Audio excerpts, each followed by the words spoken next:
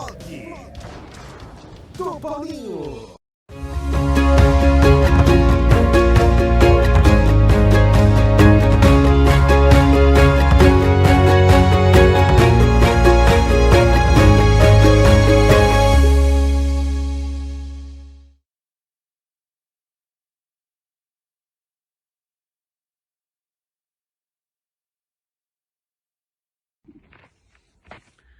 A democracia brasileira está em risco. Bolsonaro vem cumprindo todas as suas promessas de campanha, fazendo um desmonte total da cultura, enfraquecendo a educação, alterando as leis de proteção às florestas, incitando a violência, uso de armas, ameaçando ministros do Supremo Tribunal Federal, fazendo o desfile de tanque para intimidar o Congresso. Isso sem falar na gestão desastrosa ao longo da pandemia, fazendo campanha contra o uso de máscaras, a demora na aquisição das vacinas, não tendo nenhum tipo de solidariedade às famílias, às vítimas, nada. É um pesadelo que a gente está vivendo. Estamos dando muitos passos atrás em direitos duramente conquistados. No esporte também, eu sou atleta, no esporte a gente vê o fim do Ministério dos Esportes, nenhum tipo de política pública que garanta o acesso de toda a população à prática esportiva, principalmente das crianças. Então eu estou aqui nesse movimento para defender a democracia e convido você a se juntar a nós. É isso.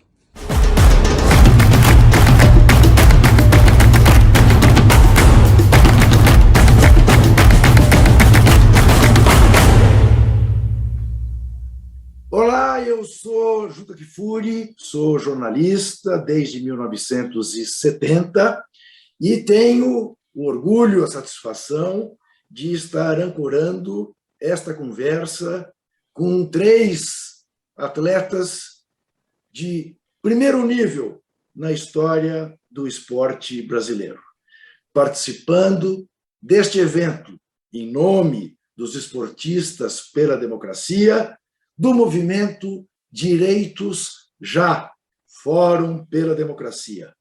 Um fórum que foi inaugurado em setembro de 2019, que, portanto, está completando 2 anos de vida, com cada vez mais adesões da direita à esquerda, de pessoas preocupadas com o restabelecimento da democracia no Brasil, sem impedimentos. Uma frente ampla, como eu costumo dizer, tão ampla até doer. E eu vou conversar hoje, nós vamos bater um papo com Ana Mesquita, com Ana Moser, com Diogo Silva. Ana Mesquita teve a petulância de, aos 23 anos de idade, atravessar o Canal da Mancha a nado. Melhor do que isso, depois escreveu um livro delicioso, imperdível, que eu recomendo, A Travessura do Canal da Mancha. Não foi a travessia, foi a travessura. Diogo Silva, desnecessário dizer, é nosso campeão pan-americano de taekwondo, campeão mundial universitário de taekwondo e um ativista das boas causas do esporte brasileiro. E Ana Moser também não precisa ser apresentada. Medalhista olímpica em Atlanta, em 96, medalhista de ouro de Grand Prix, medalhista de prata de Campeonato Mundial, tem uma coleção de medalhas, mas, além disso tudo, fundadora do Instituto Esporte e Educação, uma guerreira pela democratização do esporte, do acesso ao esporte no Brasil. É com essas 3 figuras que eu tenho o prazer de conversar. E queria começar com uma pergunta que os 3 estão cansados de responder, mas que se faz necessário nesse momento no Brasil. Acabamos de ver, de chorar, de rir, de torcer pela madrugada pelos nossos atletas. Vimos uma Olimpíada que demonstrou toda a diversidade dos atletas brasileiros. Atletas nordestinos, atletas negros, atletas gays, atletas vencedores, medalhistas ou não, porque um atleta brasileiro que chega a disputar uma Olimpíada já é alguém para quem se deve tirar o chapéu. Nem sempre as pessoas têm isso muito claro. Algumas vezes reclamam, mas ele ficou em 12º lugar na prova dos 100 metros nado livre. Ele é apenas o 12º melhor nadador do mundo na prova dos 100 metros livre. Ele ficou em 4º lugar nos 50 metros.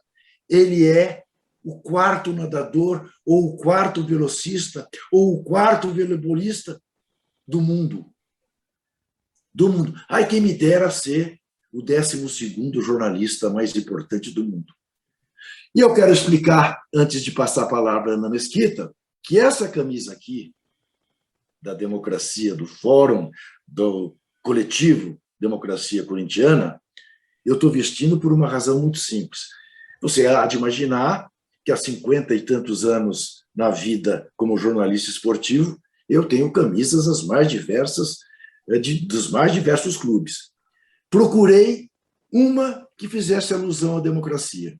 Só encontrei a da democracia corintiana. E é a única razão que me faz vestir, porque, como eu disse, estamos numa frente ampla. Todos são bem-vindos. Ana Mesquita, a palavra está com você. O que precisamos fazer, Ana, para democratizar o acesso à prática esportiva no nosso país? Oi, Juca, obrigada pela apresentação tão carinhosa. Obrigada por estar mediando essa conversa e pela sua luta pela democracia tão importante, que a gente sabe, a gente teve que tomar consciência dessa forma meio dolorosa, que a democracia é uma luta permanente, né? Uma construção permanente. A gente nunca pode descuidar da democracia. E acho que para democratizar o esporte no Brasil, a gente vai necessariamente precisar olhar para o acesso de todas as crianças para o esporte escolar, para a educação física escolar, e a gente vai precisar olhar para a desigualdade da sociedade brasileira, porque enquanto a gente tiver uma sociedade tão brutalmente desigual quanto a brasileira, nós não vamos ter democracia no acesso ao esporte. Quando dizem do mérito de alguém que atravessou o Canal da Mancha, treinou e realizou um desafio, teve uma conquista, eu sempre penso no privilégio, que é, como uma nadadora brasileira, ter podido aprender a nadar, ter acesso a piscinas, ter tido técnicos, professores de natação e ter onde treinar. Tudo isso é um privilégio de poucos nesse país. E é muito triste que se mantenha sendo um privilégio de poucos. Então, para a gente democratizar o esporte no Brasil, a gente precisa necessariamente olhar para a desigualdade da sociedade brasileira. Diogo, você o que tem a dizer sobre esse aspecto? Para mim, primeiro, um grande abraço a todos vocês. Juca, está parecendo o Provocações com a Bujame. Eu sempre adorei esse programa, sabe? Um dos únicos programas que eu não fui, sempre quis participar, adorava ele. E é uma provocação, né? Para mim, é políticas públicas. O que tira a criança da rua é calçado. Políticas públicas é planejamento de governo. E mais importante que isso seja planejamento de Estado, que independente do governo que entre, essa política não é alterada. O esporte, ele sempre foi pensado dentro da pirâmide de um lado inverso. Ele pensa da ponta para a base. E a gente precisa pensar da base para a ponta. O que sustenta a ponta é a base. Para haver renovação da ponta, é necessário uma base ampla. E a base ampla, ela está nas escolas. Eu não preciso criar polos, centros de treinamentos em 27 estados do nosso país. Eu preciso simplesmente inserir isso na escola. Eu tive experiência em outros países. Um dos países que eu vi que funciona muito bem foi na Coreia do Sul, onde eu estava me preparando para os Jogos Olímpicos de 2004 em Atenas, em uma escola pública da periferia da Coreia do Sul. Lá foi meu centro de treinamento, uma escola pública da periferia da Coreia do Sul. E a renovação da Coreia é gigante. Então, eu sempre vejo que a política pública é o nosso caminho. Por isso que o PND, o Plano Nacional de Desporto, é uma luta que nós estamos resistentes, firmes, para que isso possa, de fato, acontecer. E entender que investimento no esporte não pode ser momentâneo durante os Jogos Olímpicos. 6 meses antes, classifiquei para os Jogos Olímpicos, agora você vai ter tudo que você precisa. Eu preciso de tudo que eu preciso desde os 10 anos de idade. Aí depois tudo vai funcionar bem. Ana Moser, como eu disse, vimos agora mesmo em Tóquio brancos, negros, gays, heterossexuais, nordestinos, sulistas, a diversidade dos atletas brasileiros brilhando. O esporte de alto rendimento do Brasil, que vive tanto as duras penas, como você bem sabe, brilhando.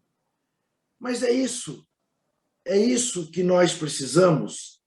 Nós precisamos mais de campeões olímpicos ou de um país com saúde que olhe para o esporte sob esse prisma, o da saúde pública?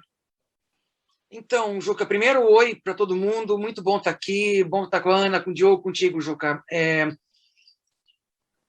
O que a gente tem no Brasil, tem um filósofo português, Manuel Sérgio, que ele fala que o esporte de elite, esporte de rendimento, tem que ser o retrato máximo de excelência do esporte do país.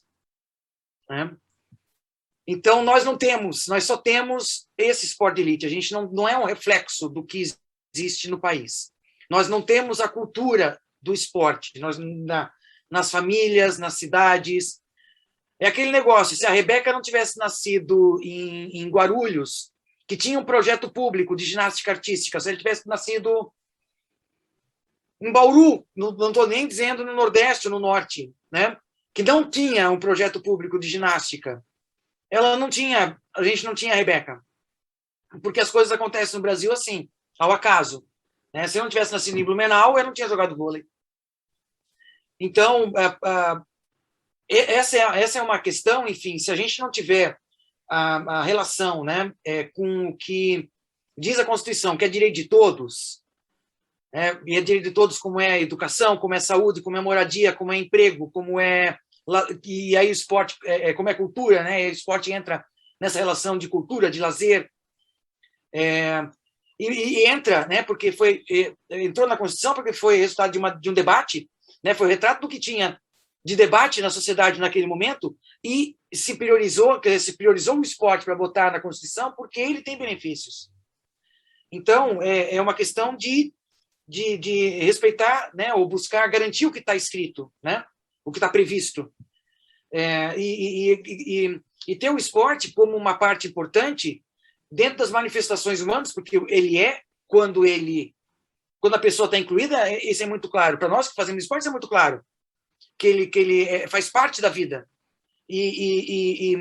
Mas enquanto ele não for assim parte da vida de todo mundo, de mais jeito, tem mais escala, enquanto ele não for prioridade dentro dos serviços sociais que se oferece para a população, né? Porque a educação é obrigatória, a saúde é obrigatória, o esporte não é obrigatório, né? A cultura não é obrigatória.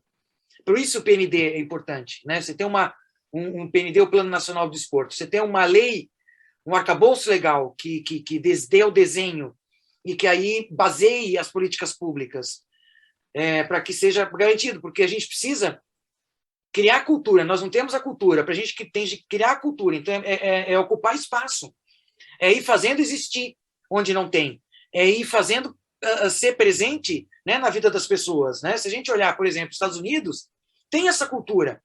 Existe em todas as escolas de esporte, existe em todos os bairros aquelas associações de pais de YMCA, né? Tem outras que eu não lembro o nome, eu já conheci. Você vai na Europa, você pode até não ter uma equipe de ponta o país, assim, tipo Dinamarca, né? Dinamarca não tem assim uma super equipe olímpica, mas tem esporte para todo mundo, né? E então está na cultura. E aí só vai chegar na cultura, quer dizer, é o grande debate, né? Enquanto não for prioridade do gestor, né, essa coisa não muda. Enquanto o Congresso não vê isso como prioridade para fazer andar um projeto de lei de um plano nacional, a coisa não anda, né? E a gente tem exemplos de países que fizeram isso, que foram ocupando espaço. Austrália, Canadá, você vai para a Europa, tem programas de apoio, né? Então, fazendo uma visão, sabendo o que está. A gente nem sabe o que tem, né? A gente só sabe, nossa, lá em Guarulhos tem, sabe por quê? Porque a Rebeca saiu de lá. Né? Lá na Bahia, cara, lá na Bahia tem um projeto social de canoagem. Né? Como é que se sabe? Tem Isaquias. Né? Então, só quando chega lá em cima é que a gente se dá conta que lá tem o outro, né? Por aí espalhado pelo Brasil, um monte de heróis ou enfim, de abnegados, né? Que, pessoas do esporte que põem a roda para girar. Né? Agora, isso precisa ser mapeado, isso precisa ser fomentado, né? E ampliado. É isso aí. Estamos participando do segundo Fórum Internacional do Movimento Direitos Já, Fórum pela Democracia. Eu sempre lembro, Anas e Diogo, de uma saia curta que eu acabei provocando num evento do Comitê Olímpico Brasileiro, ainda dirigido pela triste figura de Carlos Nussmann, quando depois que as Olimpíadas de Atlanta trouxeram para o Brasil 15 medalhas, se eu não estou enganado, e o 25º lugar na classificação geral, 11 posições à frente da Grã-Bretanha, e se contava isso com absoluto orgulho, o Brasil está na frente da Grã-Bretanha, e eu fui participar lá de uma cerimônia, de uma premiação qualquer, e disse na cara do Nussmann, vocês estão de fato felizes com o fato de o Brasil ter acabado na frente da Grã-Bretanha? Alguém aqui tem alguma ilusão que no Brasil se pratique mais esportes do que na Grã-Bretanha? Ou que na Dinamarca, que a Ana citou, a Ana Moser? Passa na cabeça de vocês que isso que era o importante, independentemente da classificação do Brasil, que o Brasil fosse um país que praticasse tanto esporte na escola, em todos os cantos, como se pratica na Grã-Bretanha, e ficou mal parado.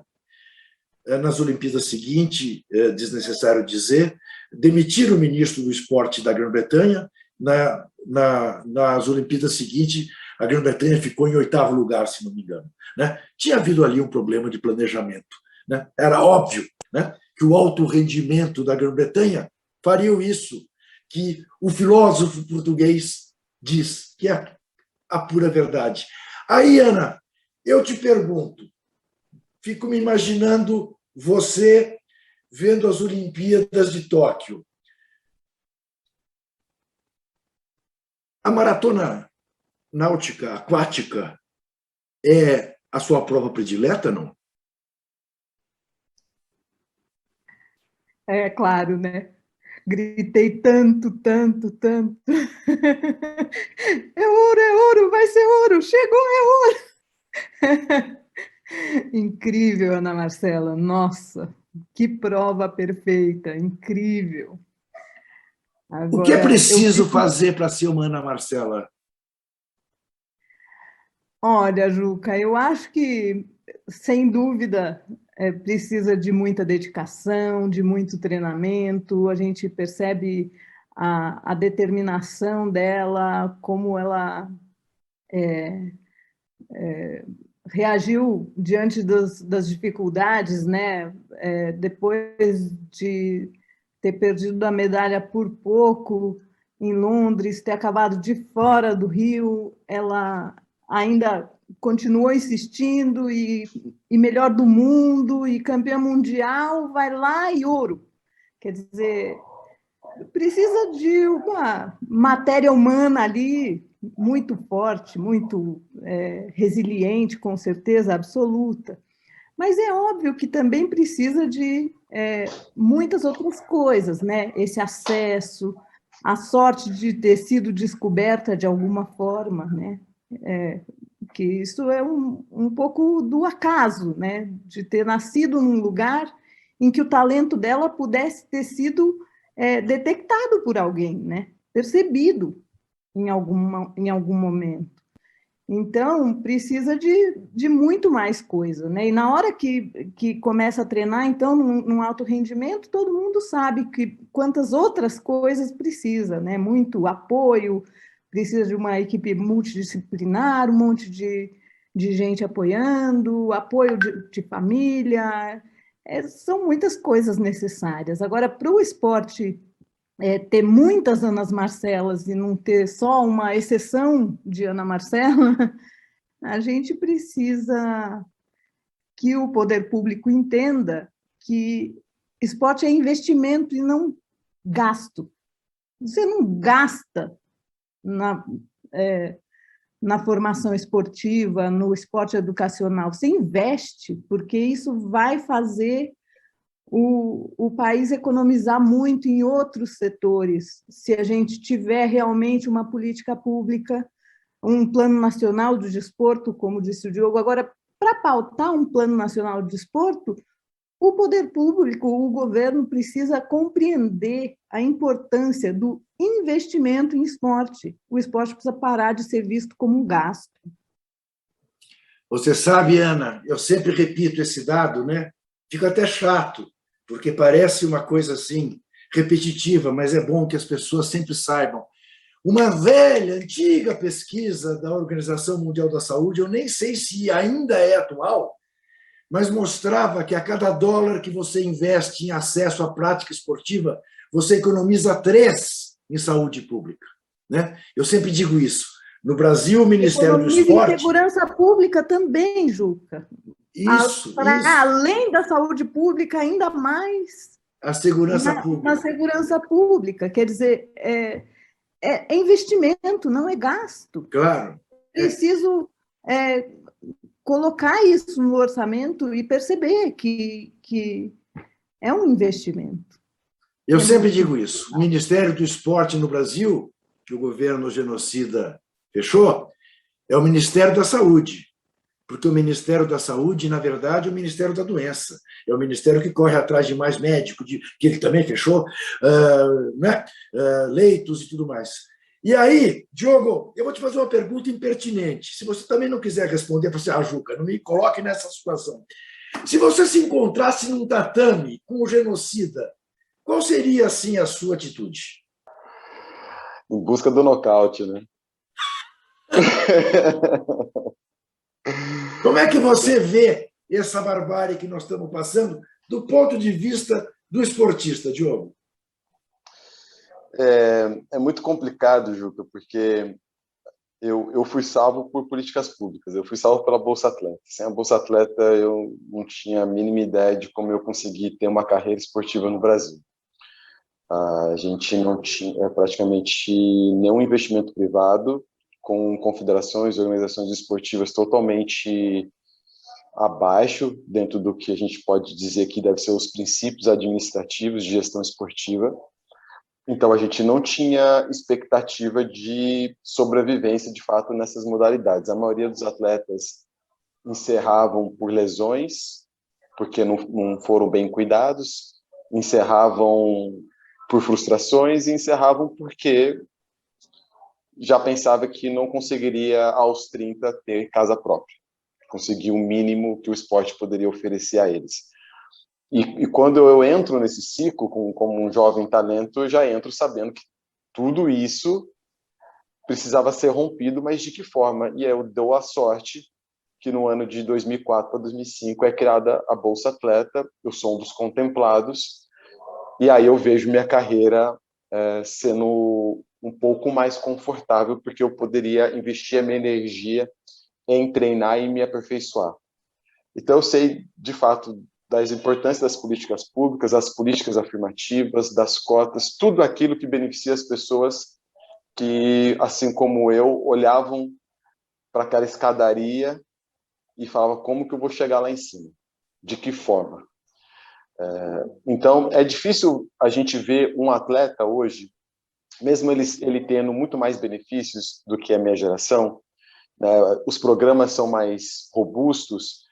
A gente tem programas das Forças Armadas, por exemplo, eu fiz parte do ProOlim, que é o Programa Olímpico da Marinha, que é onde entraram quase todos os lutadores que foram medalhistas olímpicos, porque era a única receita que a gente tinha. A gente não tinha renda nenhuma, era a única renda que a gente tinha. Todo mundo entrou como soldado para ganhar 900 mil reais, porque era a única receita que a gente tinha. E daí saiu o Robson Conceição, campeão olímpico, 4 anos depois. Ele fez parte da minha turma, a gente estava junto. Saiu os judocas campeões olímpicos, a gente estava na mesma turma. Então, quando se dá o mínimo brasileiro, olha o alcance que ele tem.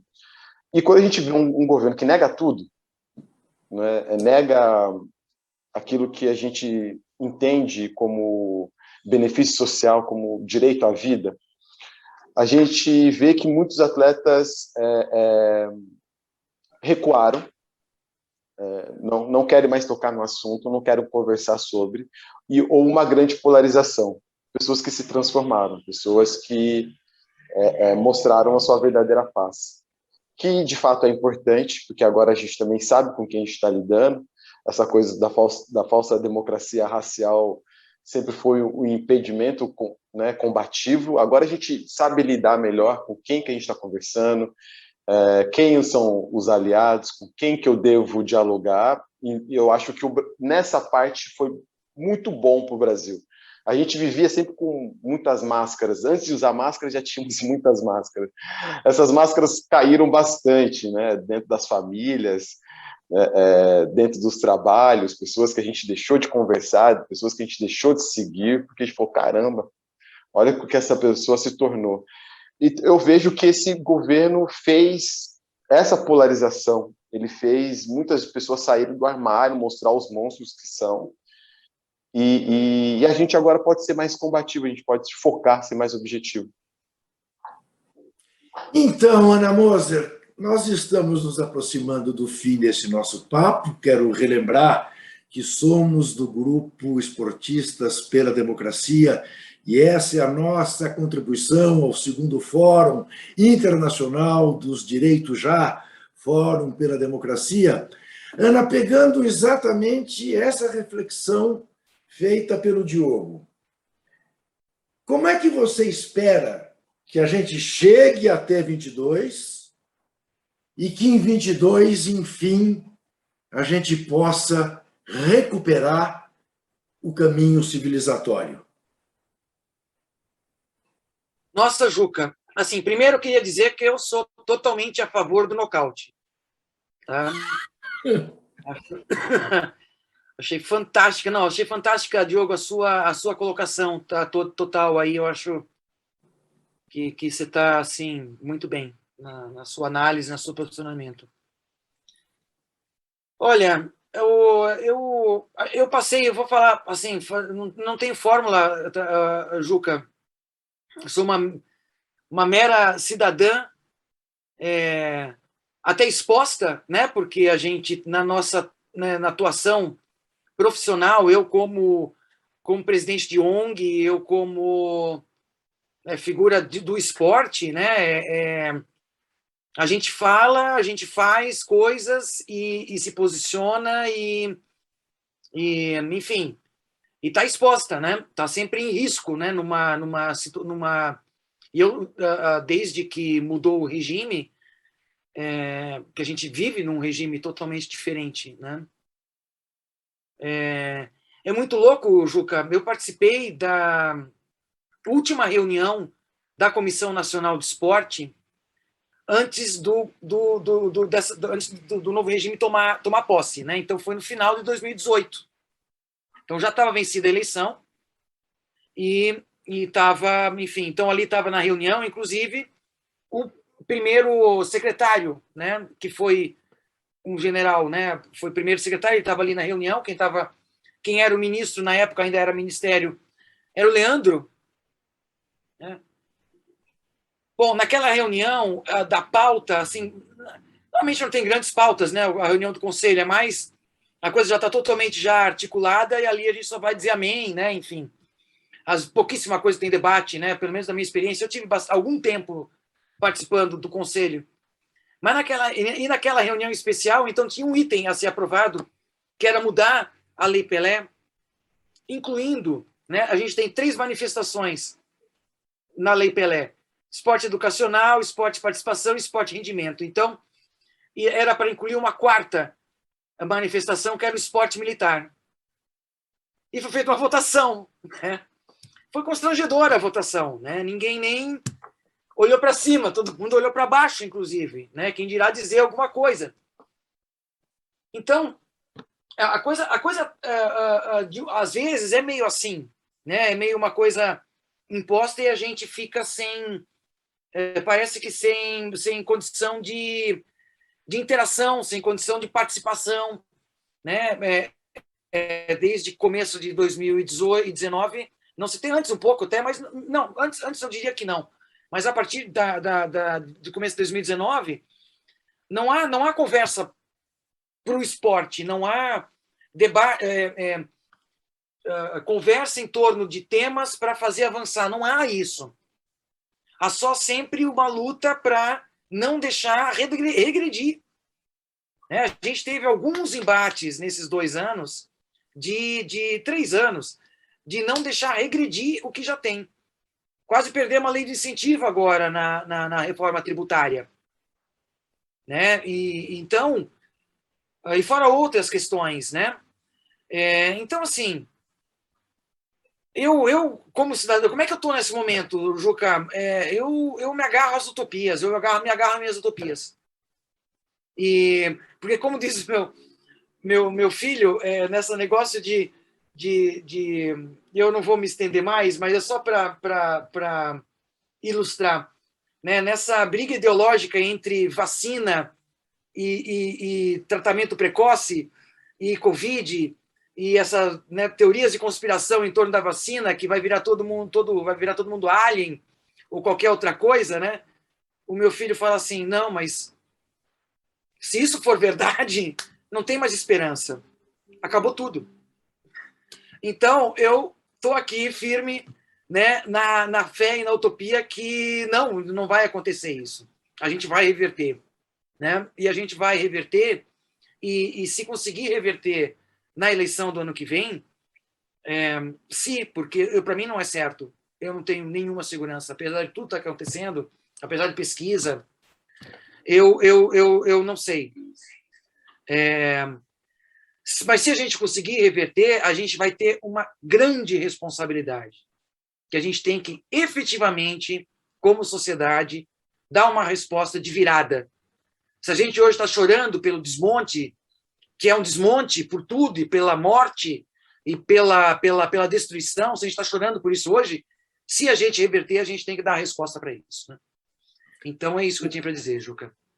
Ana, o bom da utopia, como dizia o Eduardo Galeano, escritor uruguaio, é que você caminha em direção a ela, quando você chega perto, ela se afasta mais um pouco e você vai atrás dela, e você vai atrás dela, até a vitória. Como dizia Dom Paulo Evaristo Arnes, não existem derrotas definitivas para o povo. Pudemos conversar aqui por mais de 30 minutos, sem nenhuma referência ao futebol. Eu quero lembrar de novo que esta camisa aqui, do Coletivo Democracia Corintiana, foi a única que eu encontrei de um clube com referência à democracia, e só por isso estou com ela. E me despeço de vocês 3, e mais de todos que nos veem, com essa figura aqui, que certamente estaria conosco, nos Esportistas pela Democracia e no 2º Fórum Internacional dos Direitos Já, o Dr. Sócrates, que nos faz muita falta, mas que, em homenagem a ele, nós continuaremos a lutar por uma frente ampla, mas tão ampla, até doer. Até já. Olá a todos, tudo bom? Aqui é a Dara, ex-jogadora da Seleção Brasileira de Handebol, campeã do mundo em 2013, atleta olímpica, participei em 4 Olimpíadas, Atenas, Pequim, Londres e Rio. E tô aqui hoje para comentar, né, uma situação, né, a situação em que nós estamos vivendo, dessa ameaça explícita à nossa democracia, a um direito conquistado, né, que custou muito para as pessoas que viveram naquele momento e que hoje vive aí uma ameaça mesmo, né, muito clara, muito explícita, basta olhar, né, para as situações que estão acontecendo a cada dia. E tô aqui para arregaçar a manga, realmente, e lutar pela manutenção, pela melhora sempre, né? A gente sempre quer melhorar, mas principalmente nesse momento é um dever, é uma obrigação, né, de todo brasileiro estar atento a essas ameaças, não deixar que isso se torne ou volte, né, a ser como era antes, ou inclusive pior ao que era antes. Então, a minha dica, o meu conselho, o meu pedido é que todos nós estejamos atentos, que a gente possa refletir tudo o que a gente está vivendo e não abaixar a cabeça, e não se omitir, e não achar que tá tudo bem ou que vai ficar tudo bem, que não vai, né?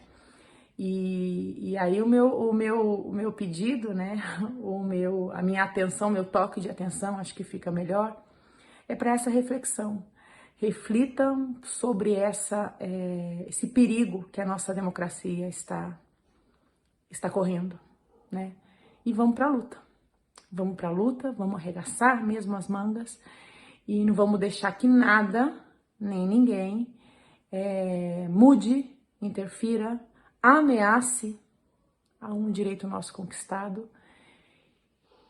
Enfim, a palavra é reflexão e luta. Refletir e agir. É isso, galera. Um beijo grande e vamos que vamos.